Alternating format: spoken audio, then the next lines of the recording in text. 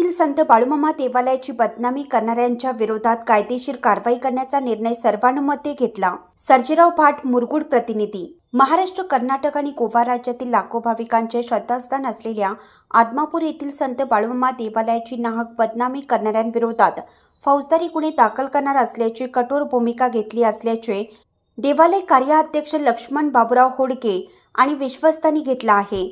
ते मंदिरात घेण्यात आलेल्या पत्रकार परिषदेत बोलत होते। महाराष्ट्र, कर्नाटक आणि गोवा राज्यातील लाखो भाविकांचे श्रद्धास्थान असणाऱ्या आदमापूर येथील संत बाळूमामा देवालयाच्या दर्शनासाठी दिवसेंदिवस भक्तांचा ओघ वाढत आहे। येणाऱ्या भक्तांना मंदिर प्रशासनाकडून मूलभूत सुविधा दिल्या जात आहेत। याचबरोबर त्यांना राहण्याची सोय देखील केली जात आहे। सुलभ दर्शन व्हावं यासाठी विशेष मोहीम राबवली जात असून वाहन पार्किंगसाठी मोफत स्वतंत्र यंत्रणा केली आहे। असं असताना काही विघ्न संतोषी लोकांच्याकडून संत बाळूमामा मंदिराची खोटी आणि चुकीची माहिती देऊन मंदिराची बदनामी केली जात आहे।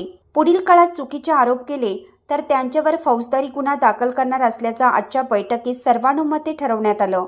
तसेच नवरात्र उत्सवाच्या निमित्ताने 13 ते 16 सप्टेंबर अखेर मंदिराची व परिसराची स्वच्छता करण्याचं काम सुरू आहे।